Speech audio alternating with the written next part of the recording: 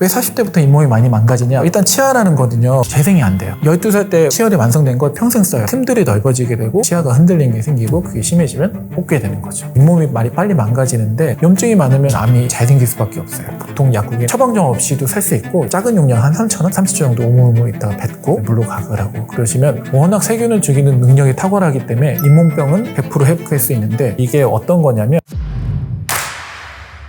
안녕하세요. 건강구조대 구독자 여러분. 저는 구강외과 전문의고 연세구대의 치과에서 일하고 있는 최세경 원장입니다. 그래서 저는 그 환자들 볼 때 두 부류로 나눠요. 딱 10대 후반, 20대 초반이면 대부분은 충치겠거니 그렇게 생각을 하고 40대부터는 아프다 그러면 충치보다는 잇몸이 많이 안 좋겠거니 하고 보는데 왜 40대부터 잇몸이 많이 망가지냐? 두 가지가 있어요. 첫 번째는 일단 치아라는 거는요. 12살 때 치열이 완성된 걸 평생 써요. 재생이 안 돼요. 그러면 어쨌든 암호가 되다 보면 틈들이 넓어지게 되고 일단 틈이 넓어지면 결국 음식물을 껴요. 아무리 내가 관리 잘해도. 그리고 40대 때 분들이 제가 느끼기에 남성분들 정말 바쁘죠. 가장의 무게로 돈도 벌고 가정을 지키다 보니까 항상 여기 교근이라고 하는 깨무는 근육들이 엄청 발달돼 있어요. 그런 분들 정말 꽉물고 자거든요. 그러면 우리가 맨날 엄청 딱딱한 신발을 신고 다니면 발이 숨을 못 쉬잖아요. 잘 때는 얘도 숨 쉬고 좀 이완돼 있어야 되는데 잘 때 꽉물고 자면 잇몸들이 탄성 회복이 안 돼요. 그럼 잇몸을 계속 눌리면 잇몸과 뼈 사이에 그런 막들이 막 부으면서 뼈가 녹기 시작해요. 그래서 또 잇몸 질환도 많이 생기고 40대부터는 잇몸 질환을 정말 신경 써야 돼요. 그래서 양치질도 잘해야 되지만 의외로 놓치는 게 본인이 되게 꽉 물거나 치아에 힘을 주고 있는 걸 모르는 경우가 많아요. 그래서 제가 여기서 좀 간단하게 말씀드리면 그거를 자가 진단할 수 있는 방법은 뺨에다가 손을 대고 꽉 물어보세요. 꽉 물을 때 볼록볼록한 근육이 꽤 두껍게 느껴진다 그러면 내가 이 근육이 되게 발달된 거고 두 번째 보는 거는 내가 낮에 이렇게 하다가 한번 문득 치아를 봐요. 치아가 윗니랑 아랫니가 다 있잖아요.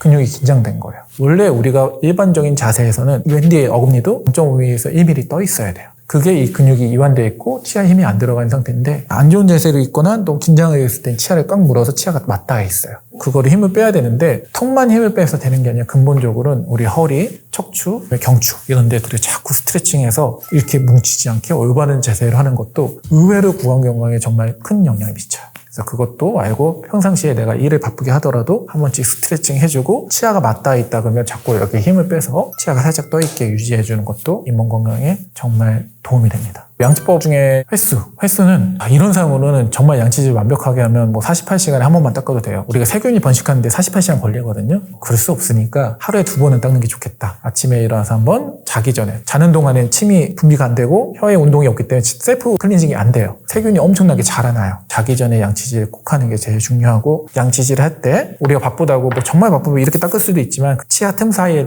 플라그가 그대로 남아있다. 그래서 모디파이드 바스법으로 치아랑 잇몸 사이 틈에 45도 넣어서 쓸어내리는 게 좋은데 이게 힘들면 전동 칫솔 쓰시면 되고 그 다음에 자기 전에는 반드시 치간 칫솔 만약에 가능하다면 구강세정기까지 쓰는 게 좋겠다. 10대는 좀 뻣뻣한 칫솔 못 쓰라고 했잖아요. 그때는 사실 잇몸 닦지 않아도 건강해요. 근데 이제 30대부터는 잇몸 부위, 이 틈, 결국 틈이에요, 틈. 치아는 그때는 잘 안 썼거든요. 치아랑 잇몸 사이 틈, 치아랑 치아 사이 틈. 두 군데를 잘 닦는 건데 칫솔로는 치아랑 잇몸 사이 틈을 잘 닦고 치아랑 치아 사이 틈은 치실과 치간 칫솔을 잘 닦자. 이게 이제 제가 계속 강조하는 내용입니다. 칫솔보다 중요한 거 치실과 치간 칫솔. 치간 관리.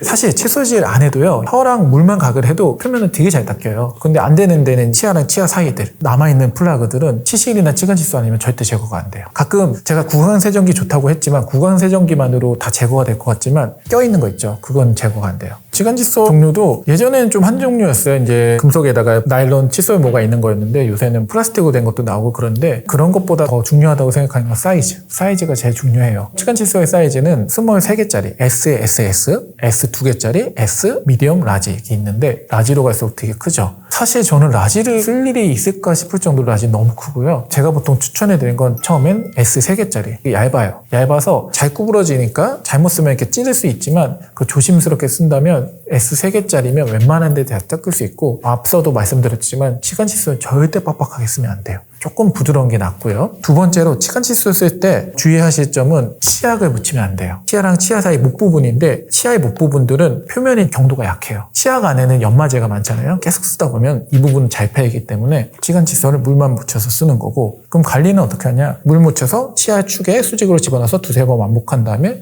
물로 깨끗이 씻고 마르고 모양이 많이 변형되면 원래 치간 칫솔 평소에 일회용이라고 하지만 한 번 쓰고 버리긴 좀 같고 한 2, 3일 쓰고 버리시는 게 좋아요. 건드리기만 해도 피가 난다. 그럼 무서워하지 말고 더 닦아야 돼요. 피가 나는 원인은 결국 뭐냐? 거기 안에 세균이 있는 거고, 세균이 있다는 건 음식물 찌꺼기가 있다는 거거든요. 정확하게 말하면 플라그. 그거를 더 닦아내다 보면 보통 3일에서 5일 지나면 피가 멎어요. 근데 일주일 이상 지속된다. 치과를 와야 되는 게, 그때는 치태라기보다는 치석화돼서 돌덩이처럼 단단하기 때문에 흡수기구로 제거하지 않으면 제거가 안 돼요. 그때는 이제 치과를 오시는 게 좋고, 플라그일 때는 치간칫솔 쓰면은 가라앉기 때문에 피가 나더라도 그냥 무서워하지 말고 계속 닦아주는 게 좋습니다. 치실을 쓸 때 빨리 쓰려면 치실을 이렇게 길게 뽑아서 한쪽 손에 돌을 감고 짧은 걸로 쓴 다음에, 쓴 거는 가능하면 왼쪽 손으로 감아서 쓴 부위는 안 쓰고 새 걸 풀어서 쓰고, 그런 식으로 쓰면 좋고요. 내가 근데 이게 좀 어렵다 그러면 일회용 치실 있거든요. 새총 모양의 치실이 달려있는 거. 그게 장점은 일단은 집어넣을 때 힘 조절이 쉬워요. 그래서 팍 집어넣어서 피나는 게 좀 덜하고 휴대가 좀 더 간편하고 그런 게 장점이 있어요. 그러면 이제 줄로 된 치실 쓰느냐 일회용 치실 쓰는 게 좋냐, 그건 상관없지만 내가 숙달되면은 줄 치실 쓰는 게 아무래도 경제적으로도 낫고 플라스틱을 좀 적게 쓰는 환경 보호에 도움이 되지 않을까 생각을 합니다. 치실을 치아 사이 틈에 들어가서 위아래로 살짝 쓸어내리라고 하는데 그게 사실 쉽지는 않아요. 그래서 내가 30대 이상이다 그러면 치실로 한번 치아랑 치아 사이에 낀 플라크를 제거하고, 만약에 공간이 넓다 그러면 그 부분만 치간칫솔 덧대서 쓰는 거 저는 권해드리고, 치실로 다 닦으면 좋지만 치실의 근본 목적은 만약에 내가 치아랑 치아 사이 틈이 넓지 않다 그러면 한번 토과시켜서 그 사이에 플라크만 한 번만 제거해도 훨씬 낫습니다. 치실 자체로 벌어지기는 쉽진 않아요. 아까 말씀드린 것처럼 팍 집어넣지 않고 살살살 비벼서 집어넣는다면 괜찮은데, 여기서 주의해야 될 건 치간칫솔은 벌릴 수 있어요. 치간칫솔을 쓸 때 가장 큰 주의해야 할 점은 절대 빡빡하게 넣으면 안 된다. 그렇게 생각을 하시면 됩니다. 저희가 치과 와서 임플란트 수술을 받는다든지 사랑니 발치하고 나면 빨간 약으로 막 소독하는 걸 본 적이 있어요. 저희가 드릴 때도 있어요. 처방에서 집에서 아침 저녁 가글 하세요. 이게 어떤 거냐면 빨간색도 있고 투명한 것도 있어요. 근데 이거는 클로로헥시딘이라는 약제인데, 클로로헥시딘은 성분명이고 보통 약국에는 헥사메딘, 헥사자 들어가는 약으로 많이 나오는데 구강 내 어떤 조직을 상하지 않게 하면서 세균 박멸에 엄청난 효과가 있어요. 그래서 우리가 기구를 소독할 때 조금 민감한 기구들은 알코올로 소독 못하니까 헥사메딘으로 소독해도 100% 박멸이 되거든요. 그만큼 세균 박멸, 바이러스 박멸에 도움이 되는데, 헥사메딘을 사용하면 어쨌든 우리가 입안에 세균은 항상 있는데 몸의 방어력이 깨지든지 음식물이 많이 껴서 세균이 더 늘어났을 때 문제가 생기거든요. 물론 그때마다 치과로 오면 좋겠지만 바쁘시다 그러면 일단 세균을 좀 줄여야 되잖아요. 그래서 양치질 잘하면서 안 될 때는 헥사메딘 가글을 조금 덧대 주시면 세균이 줄기 때문에 도움이 되는데, 특히 어떤 부위가 계속 붙는다 그러면 양치질 하고 나서 치간칫솔에 헥사메딘 묻혀서 치간칫솔 하는 것도 정말 큰 도움이 돼요. 그리고 처방전 없이도 살 수 있고, 작은 용량 한 3,000원? 그 정도고, 그거를 가글할 때는 원액도 되고 독하면 물 반 섞어서 30초 정도 오물오물 있다가 뱉고 조금 시간 지난 다음에 물로 가글하고 그러시면, 헥사메딘 성분의 장점이 조금 있다가 물로 가글해도 성분 자체가 치아에 좀 붙어있기 때문에 지속적인 효과를 발휘해요. 그래서 너무 좋은 약제다. 다만 모든 게 좋은 것만 있는 건 아니잖아요. 워낙 세균을 죽이는 능력이 탁월하기 때문에 이걸 2주 이상 계속 쓰면은 입안에 있는 좋은 세균도 죽을 수 있고요. 그러다 보면 입안에 있는 좋은 세균들이 없어지면서 착색 유발균이 많아지는 거거든요. 평상시에 그게 없는데 좋은 세균이 없어지면 그 자리에 착색 유발균이 많아지니까 착색 생길 수도 있고 입맛이 바뀐다든지 여러 부작용이 있을 수도 있으니까 헥사메딘 사용할 때 2주를 넘기지 말아야 돼요. 2주 동안 사용했는데 계속 붓는다. 당연히 치과를 오셔야 되고, 저는 그냥 일주일 정도 사용하는 게 가장 좋다. 일주일 내에 해결 안 되면 치과에서 전문적으로 해결하는 게 맞습니다. 가글류 중에서 오래 써도 되는 가글이 있고 아닌 가글이 있는데, 헥사메딘 정말 오래 쓰면 안 되는 가글이에요. 왜냐? 정말 센 박멸 능력이 있고, 우리가 보통 쓰는 가그땡이라든지 스테땡 뭐 이런 것들은 그런 박멸 성분은 없고, 대신 아까 말씀드린 것처럼 체균을 좀 줄여주는 CPC 성분이 있는 거라서 그거는 좀 오래 써도 돼요. 다만 가글 중에서 요새는 거의 없어졌는데 알코올 성분이 많은 가글이 있거든요. 그건 개운한 맛은 있는데 알코올 성분 자체가 입안을 건조하게 만들어서, 일단 입안에 침이 없으면 큰일 나거든요. 건조하게 만들면 세균이 확 증식돼요. 그래서 알코올 들어간 성분 가글은 안 쓰는 게 좋고, 일반적인 가글은 오래 써도 되지만 헥사메딘 가글은 세균 박멸 능력이 너무 뛰어나니까 절대 2주를 넘기지 말고, 제가 권장해드리는 건 딱 1주 썼는데도 개선이 없다 그러면 이제 치과 오시는 게 좋죠. 소금 좋아하죠. 특히 주겸 전통적으로 소금으로 하는 거 좋아하는데, 제가 첫 번째 절대 하지 말라는 거 소금으로 문대는 거. 소금 결정이 생각보다 경도가 있어요. 치아에다 문대면 어떻게 치아가 마모되겠죠. 결정을 문대는 거 정말 닦이지도 않고 그냥 개운한 맛만 있지 좋은 거 아니니까 소금 알갱이로 닦는 건 하지 마시라. 근데 소금을 가글은 도움이 돼요. 왜 도움이 되냐면 소금 성분 자체가 소금이 있으면 삼투압이 높아지기 때문에 세균의 세포막을 터뜨려요. 삼투압으로 세균을 줄이는 효과가 있고 또 소금 가글하면 침이 많이 분비되니까 침 분비를 활성화시키고 소금 가글하면 더 이제 혀 놀림도 많아지고 그러니까 침이 잘 전달될 수 있는 여러 가지 이유가 있는데 소금 가글 할 때 주의해야 될 게 우리가 너무 낮은 농도는 의미가 없고요. 너무 높은 농도는 삼투압이 너무 높으면 우리 피부가 쭈글쭈글해지잖아요. 잇몸도 쭈글쭈글해지고 안 좋을 수 있기 때문에 적당한 농도를 써야 되는데 보통 3% 정도를 쓰면 좋다고 해요. 그럼 어떻게 되냐? 우리가 물컵이 120ml인데 물컵을 꽉 안 채우잖아요. 100ml 채운다고 생각하고 한 3g 정도. 3g은 티스푼 반 정도거든요. 한 꼬집 넣어서 잘 저은 다음에 30초 정도 우물우물 있다가 뱉고 그런 정도의 소금 가글은 건강에 위해가 오지도 않고 어느 정도 효과가 있기 때문에 권장해 드리는데 너무 과하게 한 컵에다 소금을 막 2스푼 넣는다든지 소금 알갱이로 이빨 닦는다든지 그런 것들은 자제해 주시는 게 좋을 것 같습니다. 가글로 사라지는 입냄새도 있고 아닌 경우도 있는데 입냄새의 원인은 크게 두 가지로 나눌 수 있죠. 입안에서 나는 냄새가 있고 위장계통에서 올라오는 냄새가 있어요. 속이 많이 안 좋다든지 그런 위산역류랑 같이 위에서 올라오는 냄새는 당연히 내과에서 치료를 해야 될 거고요. 입안에서 나는 냄새는 두 가지가 있는데 입안에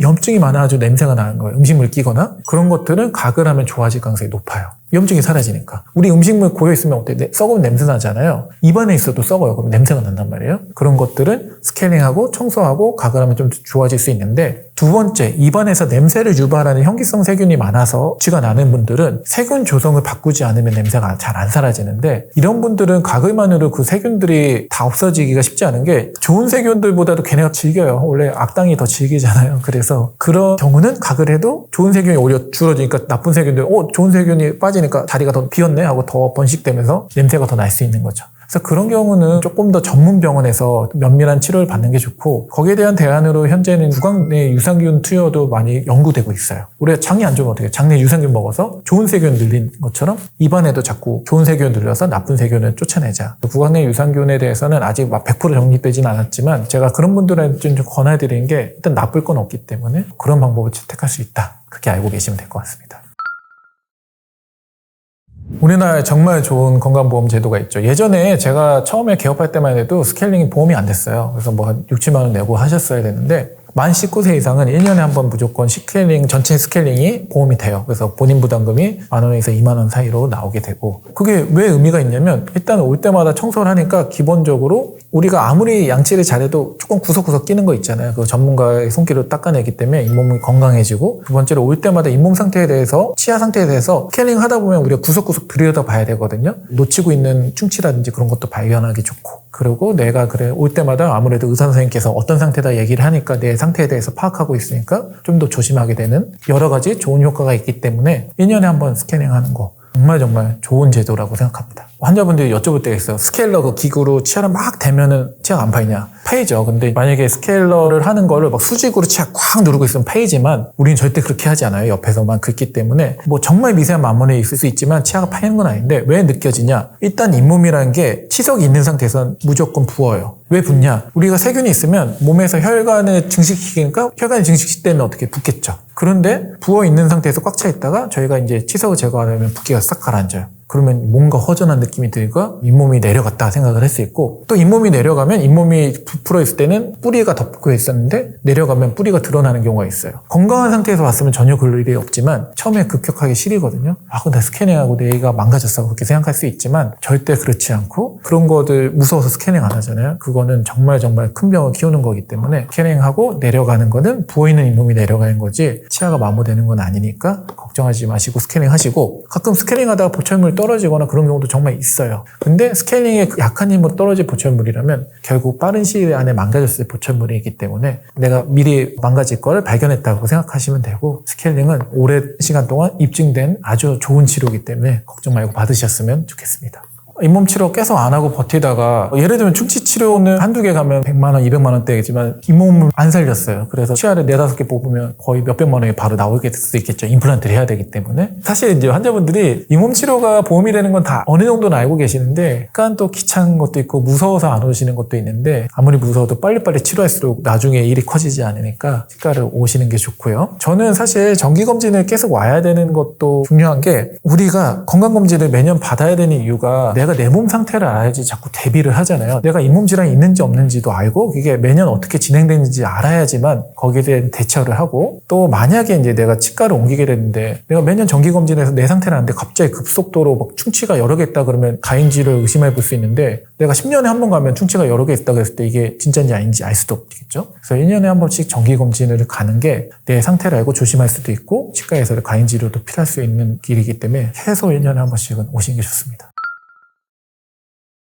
크게 세 가지인데, 점성 높은 거, 특히 어린 나이에 10대 후반, 20대 초반 충치 잘 생기잖아요. 어떤 게 있냐면 뭐 카라민이나 젤리 같은 것도 있는데, 저는 의외로 모르시는 게 감자칩 종류 있죠. 포카땡 뭐 이런 것들, 그게 전분이 정말 높아서 한번 드셔보시고 양치를 해보시면 아는데, 양치를 진짜 열심히 해도 치아 홈 사이에 다 남아있어요. 그래서 그 전분은 정말 세균이 좋아하는 성분이거든요. 충치 유발을 정말 많이 하기 때문에 전분 있는 그런 것들은 안 좋다 생각을 하고, 두 번째, 연령대가 올라갈수록 얼음 깨먹는 거나 캔디 깨먹는 거 정말 안 좋죠. 저는 그래서 우리나라 속담 중에 불엄 먹어서 뭐 치아 건강을 한다는 것도 별로 안 좋아하는 게, 치아는 재생이 안 돼요. 경도가 한정돼 있다 보니까 계속 딱딱한 거 먹으면 미세한 금들, 현미경 보면 보이는 금들이 조금씩 진행되다가 피로골절이 생겨서 깨지는 거거든요. 나이가 들수록 딱딱한 음식은 좀 피하는 게 좋고, 마지막으로 산성 성분, 콜라나 그런 거 계속 먹으면 치아가 부식되고, 그리고 바로 뭐 양치하면 부식된 게 회복이 안 되니까 또 계속 진행될 수도 있고, 그리고 치아가 내가 너무 많이 마모된다 그러면 꼭 한번 내과 가보시는 게 좋은 게, 본인도 잘 모르게 내가 너무 과도한 음주를 한다든지 습관이 안 좋아서 자꾸 위산이 역류한 사람들이 있어요. 근데 위산이 콜라보다 훨씬 센 산성분이거든요. 역류증 있는 사람들 보면 치아가 되게 많이 녹아요.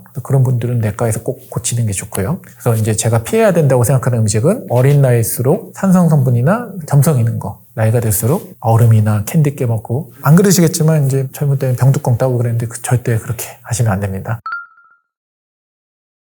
일단 제가 생각하는 건, 일단 한 자리에 오래 한 분들은 믿을 수 있어요. 뭐 한 자리에서 10년 넘었다. 왜냐하면 계속 치과는 한 치아만 있는 게 아니라 치아가 28개가 되고 뭐 여러 가지 질환이 생기기 때문에 계속 올 수밖에 없는데, 그거를 계속 책임지고 진료한다는 거는 기본적으로 환자에 대한 책임감이 있다는 거기 때문에 한 자리에서 오래된 치과. 두 번째로, 치료 계획을 전문적으로 세우면서 특히 의사가 치료 계획을 세우고 설명해 주는 치과. 저는 치과 치료를 할 때 치료 계획 잘 세우는 게 치료 성공의 반이라고 생각하거든요. 계획이 잘못되면 아무리 치료를 손기술이 좋아도 잘못된 방향으로 갈 수밖에 없어요. 그래서 치료 계획을 반드시 의사가 세우고 되게 구체적이고 명확하게. 치료 계획이 너무 이해가 안 된다 그런 것도 문제가 있어요. 우리가 올바른 치료 계획은 누가 들어도 좀 명확해요. 아, 이렇구나. 그리고 이제 내가 오늘 갔는데 오늘 싹 다 합시다 막 이런 것보다는, 환자분이 뭐 힘들 수 있을까? 만약에 적응이 안 돼서 단계별로 스케줄을 맞춰서 차분히 하는 데가 조금 더 믿을 수 있죠. 왜냐면 한꺼번에 여러 개 치료를 하는 게, 외국 가야 된다 그러면 저도 뭐 한꺼번에 여러 개 치료하지만 아무래도 환자 한 분한테 너무 여러 개를 하다 보면 환자도 지치고 저희도 지치니까 치료 퀄리티가 떨어질 수 있거든요.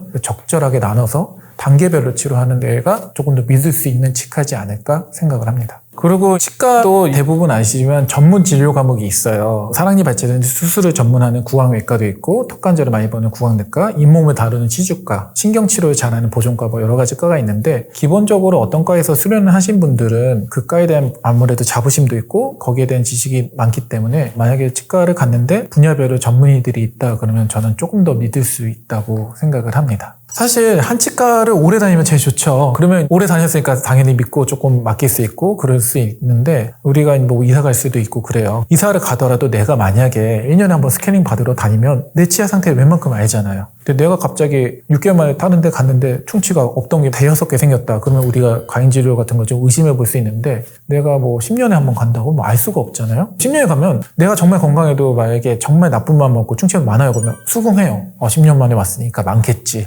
그래서 과잉치료를 피하려면 자기가 잘 알아야 되는데, 잘 알려면 1년에 한 번씩 스캐닝 받을 게 오면 돼요. 그리고 엑스레이도 1년에 한 번씩, 우리 파노라마 사진이라고 하죠. 이제 카메라 파노라마 찍듯이 돌아가면서 찍는 사진인데, 그게 가장 기본 엑스레이고 방사선 양이 많지 않아요. 흉부 엑스레이보다 훨씬 적어요. 그래서 그거 1년에 한 번 찍는 거 전혀 인체 위해가 되지 않으니까 1년에 한 번씩 기본 엑스레이 찍으면, 환자분들도요 계속 정기검진 오시는 분들 보면 알아요. 왜냐면 맨날 보니까 대충 이게 이렇군요 이게 아니까 자기 그것도 확인할 수 있고, 1년 힘들면 2년에 한 번이라도 그런 엑스레이도 보는 게, 그렇게 되는 분들은 대부분 과잉치료를 예방할 수 있겠죠.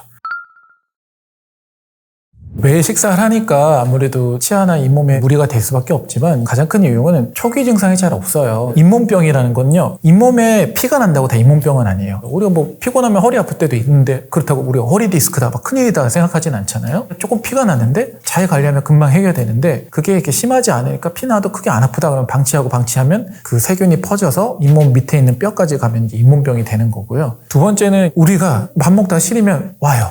충치 방치하면 고생도 고생하고 경제적으로 너무 큰 돈이 들어간다고 많이 알고 있으니까. 근데 잇몸 조금 아픈 거는 인식이 많이 발달해서 치아는 재생이 안 된다는 거 아니까 급하게 오는데 잇몸은 살이니까 재생되겠거니 하고 좀 늦게 오니까 잇몸병이 더 커지는 게 있고, 세 번째로 잇몸은 전신 건강의 척도라고 해요. 전신 건강이 안 좋고 당뇨, 고혈압 이런 것들이 있을 때는 잇몸이 많이 빨리 망가지는데 아무래도 현대사회 바쁘게 살고 정말 열심히 살아야 되니까 그래서 잇몸병이 전체 질환 중에 1위가 되지 않았을까 생각을 합니다. 이게 크게 두 가지 단계라고 생각을 하면 돼요. 잇몸염, 잇몸뼈염. 그러니까 우리는 치은염, 치주염이라고 하는데 치은은 잇몸, 그냥 보이는 빨간 거. 치주는 치아가 있으면 치아를 감싸는 잇몸부터 그 밑에 뿌리를 잡아준 뼈랑 뿌리 사이에 있는 막 이런 것들을 다 치주라고 하는데 치은염 단계는 잇몸에 그냥 살짝 피나는 거예요. 이건 언제든지 회복할 수 있어요. 음식물에 껴서 그런다, 음식물을 뺀다. 너무 과도한 힘이 들어간다고 하면 힘을 줄이면 잇몸병은 100% 회복할 수 있는데 치주염이라고 뼈라든지 그 치주인대까지 녹기 시작하면 그거는 100% 회복되지가 않아요. 그래서 치주염으로 갔을 때는 제일 특징적인 건 뼈가 녹아요. 뼈가 녹으면 치아를 못 잡아주니까 치아가 흔들리는 게 생기고 그게 심해지면 뽑게 되는 거죠.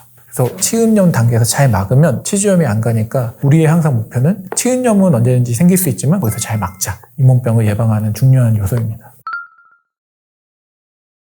어느 정도 연관성이 입증된 논문들이 많아요. 첫 번째는 심혈관계 질환인데 잇몸 안에 세균이 심근경색이라는 뇌졸중처럼 이제 세균들이 타고 들어가서 심혈관에 피가 도는 걸 조금 안 좋게 만들 수 있는 게 첫 번째가 있고요. 당뇨나 잇몸병과의 상관관계는 정말 많이 밝혀져 있는데 당뇨가 심하면 잇몸이 안 좋고요. 왜냐하면 피가 끈적해지잖아요. 그럼 말초혈관이 다 막혀요. 근데 잇몸은 빨갛잖아요. 말초혈관 정말 많거든요. 말초혈관이 많은 이유가 입안에 세균이 얼마나 많겠어요. 맨날 음식을 먹으니까. 그거를 방어하는 최전방의 조직이기 때문에 항상 피가 잘 돌아야 되는데 혈관이 막히니까 피가 안 도니까 빨리 망가지고 잇몸 질환이 있으면 당뇨를 또 악화시킨다는 연구 결과가 많아요. 그러니까 서로 악화시키는 거죠. 그 다음에 치매, 알츠하이머 이런 거 있을 때 뇌 속에서 잇몸 세균들이 발견되는 경우들도 종종 있어요. 그러니까 이것도 뇌로 혈관을 타고 가면서 뇌에 안 좋은 영향을 미친다. 그런 보고들도 있고요. 마지막으로 이 구강암, 구강에도 암이 생기는데 암이라는 거는 결국 세포가 분열하다가 잘못 분열되는 건데 염증이 많으면 계속 그 염증을 치료하기 위해서 세포들이 많이 분열해야 되거든요. 그러니까 염증이 많은 부위가 어쨌든 암이 잘 생길 수밖에 없어요. 염증이 많으면 구강암이랑도 연관이 있죠. 그래서